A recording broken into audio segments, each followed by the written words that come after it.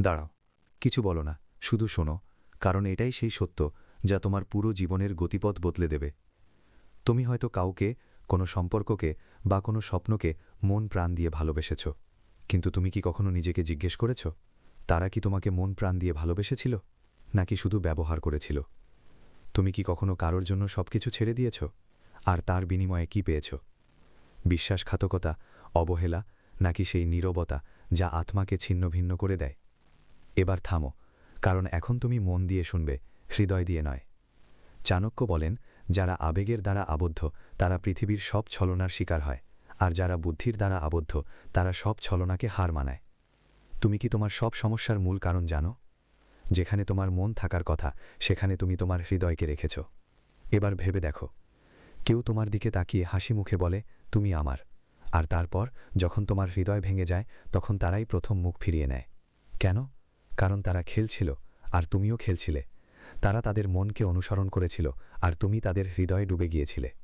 এখন সময় এসেছে চাণক্যের সেই নীতির কথা বলার, যা আপনার ভেতরের শিশুটিকে নয়, বরং আপনার ভেতরের সম্রাটকে জাগিয়ে তুলবে। চাণক্য বলেছিলেন যে যুদ্ধে যে আবেগকে স্থান দেয় সে তরবারি না তুলেই পরাজিত হয়।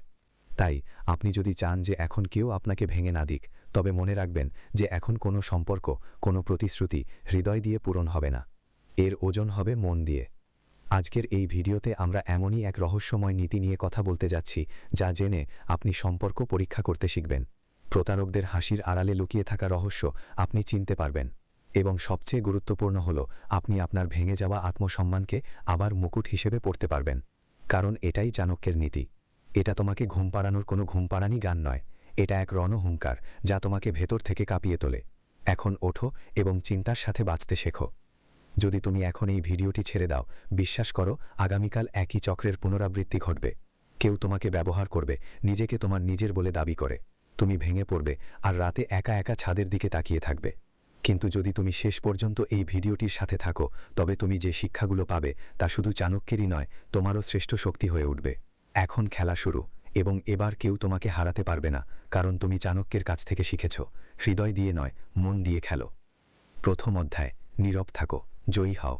তুমি ভাবো চাণক্যের সবচেয়ে মারাত্মক নীতি হলো, আমি যদি চুপ থাকি লোকে আমাকে দুর্বল ভাববে। কিন্তু তুমি কি জানো, ইতিহাসের সবচেয়ে শক্তিশালী সিদ্ধান্তগুলো নীরবতার মধ্যেই নেওয়া হয়েছে। কারোর কাছে জবাবদিহি না করা, প্রতিটি তর্কে ঝাঁপিয়ে না পড়া, প্রতিটি অপমানের সঙ্গে সঙ্গে জবাব না দেওয়া, এটা দুর্বলতা নয়, এটা প্রজ্ঞার উচ্চ শিখরে আরোহণ। চাণক্যকে ক্ষমতাচ্যুত করা হয়েছিল, তাকে অপমানিত করা হয়েছিল, তাকে রাজ্য থেকে নির্বাসিত করা হয়েছিল, কিন্তু তিনি কোনো প্রতিক্রিয়া দেখাননি। কোনো ক্রোধ নয়, কোনো প্রতিশোধ নয়, কেবল এক নীরবতা, যার আড়ালে এক মহৎ পরিকল্পনা দানা বাঁধছিল। এবং তারপর কয়েক বছর পর তিনি মগধ রাজ্যকে রূপান্তরিত করে ফিরে এলেন। এখন ভাবুন তো, সেদিন যদি চাণক্য কোনো জবাব দিতেন, তবে তিনিও সাধারণ মানুষের ভিড়ে মিশে যেতেন। কিন্তু তিনি তার জবাব মনে মনে প্রস্তুত করে রেখেছিলেন।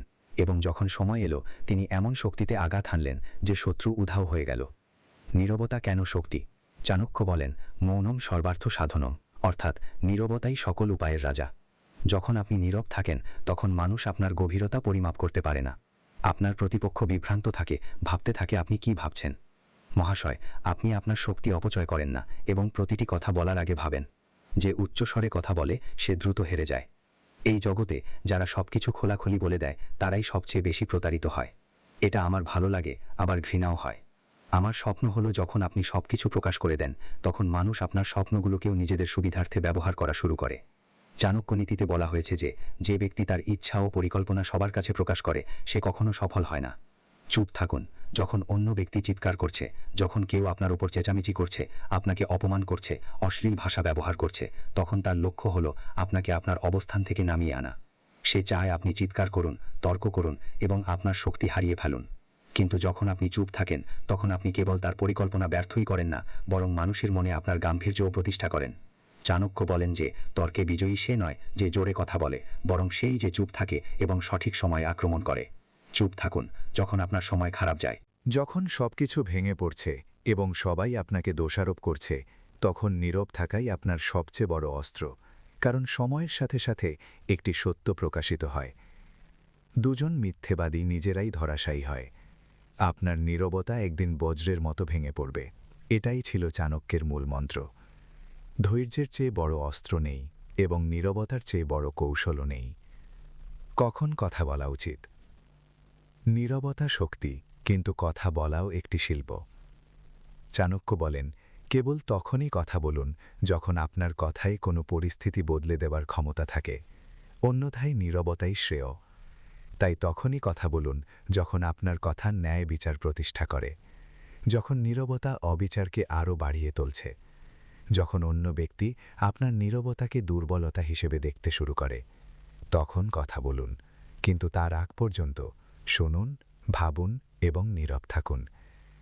এবার নিজেকে জিজ্ঞাসা করুন, আপনার জীবনে কি এমন মুহূর্ত এসেছে যখন আপনি চেয়েছেন যে আপনি যদি নীরব থাকতেন এবং বিষয়গুলো বুঝতেন, যখন কথা বলার চেয়ে শোনাটাই শ্রেয় হতো? যদি তাই হয়, তবে এখনই সময় নীরবতাকে আপনার সবচেয়ে বড় শক্তিতে পরিণত করার। অধ্যায় 2, বিশ্বাসঘাতককে চেনা। যাকে আপনি নিজের বলে মনে করেন, সেই আপনাকে ভেঙে ফেলার সবচেয়ে সহজ উপায় জানে। এটি চাণক্যের অন্যতম কঠোর এবং সত্য উক্তি। কারণ বিশ্বাসঘাতকতা কখনো বাইরে থেকে আসে না। বিশ্বাসঘাতকতা সবসময় সেখান থেকেই আসে যেখানে আপনি সবচেয়ে বেশি বিশ্বাস করেন। চাণক্য বলেন যে বন্ধু বাইরে হাসে কিন্তু ভেতরে ভেতরে জ্বলে, সে শত্রুর চেয়েও বেশি বিপজ্জনক। মনোযোগ দিন।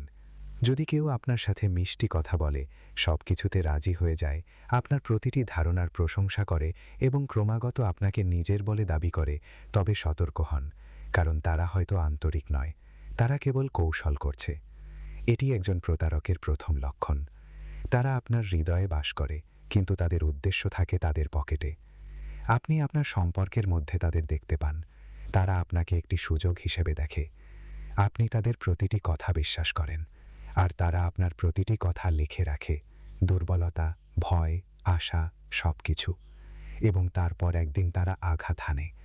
যেখানে আপনি সবচেয়ে শক্তিশালী সেখানে নয়, বরং যেখানে আপনি সবচেয়ে সরল। একবার এক শিষ্য চাণক্যকে জিজ্ঞাসা করেছিলেন, গুরুদেব, আমরা কিভাবে সত্যিকারের এবং মিথ্যা বন্ধুর মধ্যে পার্থক্য করব? চাণক্য হাসলেন না। তিনি গম্ভীরভাবে বললেন, যে ব্যক্তি আপনার অনুপস্থিতিতেও আপনার পক্ষে কথা বলে, সেই সত্যিকারের বন্ধু। বাকি সবাই সুযোগ সন্ধানে। আজ আপনার চারপাশে এমন কতজন লোক আছে যারা আপনার অনুপস্থিতিতেও আপনার প্রশংসা করে? ভাবুন তো, তাদের নাম গুনতে গেলে আপনার আঙুলি ফুরিয়ে যেতে পারে। একজন প্রতারকের আরেকটি লক্ষণ হল, আপনার উন্নতিতে তারা নীরব হয়ে যায়। তুমি খুশি, সে বলে ঠিক আছে এবং এগিয়ে যায়। যখন তুমি পড়ে যাও, সে মনে মনে তৃপ্ত হয়। সে বন্ধু নয়, সে একজন শিকারী যে তোমার বাড়িতে থাকে, জঙ্গলে নয়। একজন প্রতারকের তৃতীয় লক্ষণ, সে তোমার সব গোপন কথা জানতে চায়, কিন্তু কিছুই প্রকাশ করে না। সে হয়তো খুব মিষ্টি স্বভাবের হতে পারে, কিন্তু তার চেহারার চেয়ে তার চোখের দিকে বেশি তাকাতে হবে, কারণ চেহারা মুখোশ বদলতে পারে, কিন্তু চোখ কখনো মিথ্যা বলে না। চাণক্য বলেছেন, সাপ এবং বিশ্বাসঘাতক বন্ধুর মধ্যে অনেক বড় পার্থক্য রয়েছে। সাপ কামড়ে মরে যায়, কিন্তু একজন বিশ্বাসঘাতক বন্ধু তোমাকে প্রতিদিন ধীরে ধীরে ভেতর থেকে মেরে ফেলে। এখন ভেবে দেখো, আজ তুমি কার সাথে আছো? বন্ধুত্ব, আত্মীয়তা বা ভালোবাসার নামে তুমি কি এমন এক বিষাক্ত সম্পর্কে আটকে আছো যা তোমাকে প্রতিদিন কামড়াচ্ছে, অথচ তুমি হাসছো? এখন সময় এসেছে যখন তোমাকে চোখ দিয়ে নয়, মন দিয়ে দেখতে শিখতে হবে। এখন প্রতিটি মুখ মূল্যায়ন করো, প্রতিটি হাসির ওজন করো। যাদের তুমি নিজের বলে দাবি করো, তাদের প্রত্যেকের চোখের আড়ালে তাকাও, কারণ যতক্ষণ না আপনি প্রতারককে চিনতে পারছেন, তারা আপনাকে ধ্বংস করতেই থাকবে। আর যখন আপনি তাকে চিনবেন, তখন সেই একই চাণক্যের নীতি প্রযোজ্য হবে। দুষ্টকে ক্ষমা করা মানে নিজেকেই কষ্ট দেওয়া। তাই এখনই আপনার প্রথম সিদ্ধান্ত নেওয়ার সময়। আপনার জীবনে যে আপনাকে সবচেয়ে বেশি কষ্ট দিয়েছে, তাকে মনে করুন। এখনই সিদ্ধান্ত নিন। আপনি কি আবার আপনার হৃদয় দিয়ে ভাববেন, নাকি আজ থেকে আপনার মস্তিষ্ক দিয়ে চলতে শুরু করবেন? এখন আপনি এমন এক পথে পা রেখেছেন যেখান থেকে আর ফেরা যায় না। এখন শুধু প্রতারককে চেনার বিষয় নয়, বরং মুখ দেখে মানুষ চেনার শিল্প শেখার সময় এসেছে। সেই শিল্প যা চাণক্যকে অন্যদের থেকে আলাদা করেছিল। সেই দৃষ্টি যা একজন মানুষের মুখ দেখে তার পুরো ভবিষ্যৎ পড়ে ফেলতে পারত। তাই এখন রইল পরবর্তী অধ্যায়, এতটাই তীক্ষ্ণ যে আপনি প্রতিটি মুখোশ চিনতে পারবেন। অধ্যায়, মুখ দেখে মানুষ চিনতে শিখুন। চাণক্যের মতো দৃষ্টি। একদা মগধের রাজসভায় এক সভাসদ এসে উপস্থিত হলেন। পরিষ্কার পোশাক, মিষ্টি হাসি আর নতমস্তক। সকলেই তাকে খুব ভদ্র, দয়ালু এবং সৎ মানুষ বলে মনে করত। কিন্তু চাণক্য তাকে একবার দেখেই সম্রাটকে বললেন, এই লোকটিকে ক্ষমতা থেকে দূরে রাখুন, কারণ তার হাসিতে কোনো আনুগত্যের ছাপ নেই। এর ভেতরে একটি বড় ছলনা লুকিয়ে আছে। কয়েক মাস পরেই সেই একই লোক রাজসভা উৎখাত করার ষড়যন্ত্র করতে গিয়ে ধরা পড়ে। এখন প্রশ্ন হল, চাণক্য তাকে কিভাবে চিনতে পারলেন? তার কি কোনো জাদু ছিল? না, ওটা তার ছিলই। মুখ দেখে মনের কথা বোঝার ক্ষমতা তার ছিল। চাণক্য বলতেন যে মানুষের মুখ তার মনের প্রতিচ্ছবি। তাদের চোখ হল তাদের অন্তরের গোপন কথার প্রথম জানালা। এখন আপনিও সেই শিল্পটি শিখতে পারেন। আর যদি তা পারেন, তবে কেউ আপনাকে ঠকাতে পারবে না।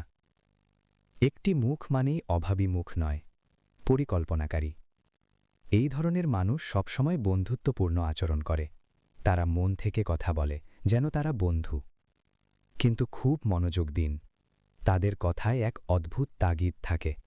তারা চায় আপনি দ্রুত তাদের কাছে আসুন, কারণ তাদের একটি পরিকল্পনা আছে, যেখানে আপনি একটি সোপান হতে পারেন। চাণক্য বলতেন যে যারা দ্রুত গলে যায় তারা প্রায়শই আপনাকে দ্রুত ভুলে যাওয়ার জন্যই থাকে। একটি মুখ মানেই চোখের ইশারা নয়। কিছু ভীতু মুখ সব সময় মাথা নিচু করে কথা বলে। তারা মৃদু হেসে চোখে চোখ রাখে না। আপনি ভাবেন তারা সত্যবাদী মানুষ, কিন্তু বাস্তবে তারা তাদের নিজেদের অপরাধবোধ বা মিথ্যাকে ভয় পায়। চাণক্য নীতিতে বলা হয়েছে যে যার দৃষ্টি স্থির নয় তার মনও স্থির নয়। যদি কেউ বারবার দৃষ্টি ফিরিয়ে নেয়, তবে বুঝবেন যে সে কিছু লুকাচ্ছে।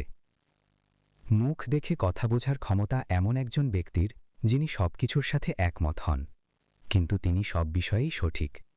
অবশ্যই ভাই, আপনি যা বলেন তিনিও যদি তাই বলেন, তাহলে থামুন। এটা সম্মান নয়। মনের গভীরে তিনি আপনার চিন্তাভাবনা বিশ্লেষণ করছেন। তিনি জানতে চান আপনি কি ভাবেন, যাতে সময় এলে তিনি আপনার চিন্তার বিরুদ্ধে পদক্ষেপ নিতে পারেন। চাণক্য বলতেন যে সবকিছুর সাথে একমত হয় সে হয় বোকা অথবা একজন বড় পরিকল্পনাকারী। মুখ দেখে কথা বোঝার ক্ষমতা একজন নীরব দর্শক। যারা সব জায়গায় নীরব থাকে তারা শুধু শোনে, দেখে এবং কিছুই বলে না। আপনি ভাবেন এতে কিছু যায় আসে না, কিন্তু বাস্তবে তারা সবকিছুর হিসাব রাখে। কারণ যখন আপনি হেরে যাবেন, তখন সেই লোকেরাই বলবে, আমি আগেই জানতাম। চাণক্য বলতেন যে সারাক্ষণ নীরব থাকে সে হয় সাধু অথবা সর্বশ্রেষ্ঠ গুপ্তচর। মুখের বাইরেও রয়েছে চালচলন, ভাষা এবং আওয়াজ। চাণক্য শুধু মুখ দেখেই বুঝতেন না। তিনি কণ্ঠস্বরের ওঠানামা, হাঁটার ভঙ্গি, বসার ভঙ্গি, এমনকি হাতের নড়াচড়াও পড়তে পারতেন। যদি কেউ কথা বলার সময় বারবার নাক চুলকায়, ঘাড় বাঁকায়, ঠোঁট চেপে ধরে বা গলা পরিষ্কার করে, তাহলে সে হয় অস্বস্তিতে আছে অথবা মিথ্যা বলছে। এখন আপনি ভাবছেন এই সব কিছু কি সত্যিই শেখা যায়? হ্যাঁ, এটা শেখা যায়। আর এটাই হলো চাণক্য নীতির জাদু। এটি আপনার মনকে এতটাই তীক্ষ্ণ করে তোলে যে আপনি মানুষটিকে নয়, বরং তার উদ্দেশ্য পড়তে শুরু করেন। এখন নিজেকে জিজ্ঞাসা করুন, আপনি কি কখনো কারো চোখের দিকে তাকিয়ে ভেবেছেন যে সে কিছু লুকাচ্ছে? তবুও হৃদয়ের তাড়নায় আপনি তাকে বিশ্বাস করেছেন। সেই ভুল আর করবেন না, কারণ এখন আপনার কাছে সেই দৃষ্টি রয়েছে যা চাণক্যকে মহান করেছিল। অধ্যায় 4, যুদ্ধ ছাড়াই শত্রুকে পরাজিত করুন। কল্পনা করুন, একজন শত্রু আপনার বিরুদ্ধে ষড়যন্ত্র করেছে, আপনার বন্ধুদের ধ্বংস করেছে, আপনার ভাবমূর্তি নষ্ট করেছে এবং এখন চূড়ান্ত আঘাত হানার প্রস্তুতি নিচ্ছে। আপনি রাগে কাঁপছেন। আপনি ভাবছেন এখন হয় আমি, নয়তো ওরা। কিন্তু তখনই চাণক্যের কথা আপনার কানে প্রতিধ্বনিত হয়। যে যুদ্ধ করে সে হয়তো হারতে পারে, কিন্তু যে যুদ্ধ ছাড়াই জয়ী হয় সেই প্রকৃত বিজয়ী। আপনি হতবাক, যুদ্ধ না করে কিভাবে জেতা যায়? তাহলে শুনুন, যুদ্ধের সবচেয়ে বিজনক কৌশল হলো সেটি যেখানে শত্রু বুঝতেই পারে না যে সে কখন বা কিভাবে হেরেছে। চাণক্য নীতিতে বলা হয়েছে, তোমার ক্রোধকে তরবারিতে পরিণত করো না, একে কৌশলে পরিণত করো। তোমার অপমানকে প্রতিশোধে পরিণত করো না, একে সেনাপতিতে পরিণত করো। যে ব্যক্তি চিৎকার করে নয়, বরং শান্তভাবে তার শক্তি প্রয়োগ করে, সে যে কোনো সেনাপতির চেয়েও বড় যোদ্ধা। এখন আমি আপনার সাথে চাণক্যের 3টি গোপন রহস্য ভাগ করে নেব। এগুলো সাহায্যে আপনি একটিও কথা না বলে একটিও আঘাত না করে যে কোনো শত্রুকে পরাজিত করতে পারবেন। প্রথম গোপন রহস্যটি হল শত্রুর মন বোঝা। নিজের ক্ষুধাকে জাগিয়ে তুলুন, কিন্তু কখনো খাবার দেবেন না। যখন কেউ আপনাকে অপমান করার চেষ্টা করে, যখন কেউ আপনার পতনের ষড়যন্ত্র করে, তখন প্রথমে তাদের আনন্দের একটু স্বাদ দিন। একটু একটু করে তাদের বোঝান যে তারা সফল হচ্ছে। তাদের অনুভব করান যে আপনি হেরে যাচ্ছেন, আপনি ভেঙে পড়ছেন। কারণ এটাই হবে সেই মুহূর্ত যখন সে অহংকারে অন্ধ হয়ে যাবে। আর ঠিক যখন সে নিজেকে বিজয়ী মনে করবে, আপনি তাকে সেই উচ্চতা থেকে ধাক্কা দেবেন যেখান থেকে পতন সরাসরি ধ্বংস ডেকে আনবে। দ্বিতীয় রহস্য, আক্রমণ করুন কিন্তু সামনে থেকে নয়। চাণক্য বলেন যে শত্রুর শক্তিকে ভয় পাওয়া উচিত নয়, বরং তার দুর্বলতা চিহ্নিত করা উচিত। প্রত্যেক শত্রুর একটি দুর্বলতা আছে, কিছু লোভ, কিছু ক্রোধ, কিছু আসক্তি বা কিছু ভয়। সেই দুর্বলতা খুঁজে বের করুন এবং সেখানেই আঘাত হানুন। কোনো শব্দ হবে না, কোনো চিৎকার হবে না, তলোয়ারের কোনো আঘাতও হবে না, কিন্তু শত্রুর আত্মাই কেঁপে উঠবে। তৃতীয় রহস্য, নীরবতার চেয়ে বড় আক্রমণ আর নেই। যদি আপনি কারো চালের জবাব না দেন, পাল্টা আক্রমণ না করেন বা কোনো ব্যাখ্যাও না দেন, বরং কেবল শান্তভাবে তাদের পর্যবেক্ষণ করেন, তবে তারা বিচলিত হয়ে পড়ে। শত্রু সবসময় পাল্টা আক্রমণ খোঁজে। তারা যুদ্ধ চায়, তারা শোরগোল চায়, তারা ক্রোধ চায়। কিন্তু যখন আপনি নীরব থাকেন, আপনি তাদের নিজেদের অস্থিরতার মধ্যেই পুড়িয়ে দেন। তারা হেরে যায় কারণ আপনি তাদের চিত্রনাট্য ভেঙে দিয়েছেন। এখন ভাবুন, আপনিও কি একই রকম কোনো শত্রুর বিরুদ্ধে লড়ছেন? আপনার জীবনে কি এমন কেউ আছে যে আপনার ভাবমূর্তি নষ্ট করতে চায়? এমন কেউ যে আপনার সাফল্য সহ্য করতে পারে না বা যে কোনো মূল্যে আপনার পতন দেখতে চায়? তাই চাণক্য বলেন, শত্রু যদি আগুন হয় তবে বাতাস হয়েও না, সেই জল হও যা শুধু আগুন নেভায় না, বরং তাকে শান্তও করে। এই অধ্যায়ের শেষ কথাটি মনোযোগ দিয়ে শোনো। যুদ্ধের চেয়ে বড় কিছু নেই। যুদ্ধ পরিহার করা এবং শত্রুকে ধ্বংস করাই প্রকৃত মহত্ব। সুতরাং বন্ধুরা, এখন তোমরা জানো যে চাণক্য নীতিতে যুদ্ধের প্রয়োজন নেই। যা প্রয়োজন তা হল চিন্তার গভীরতা এবং নীরবতার গভীরতা।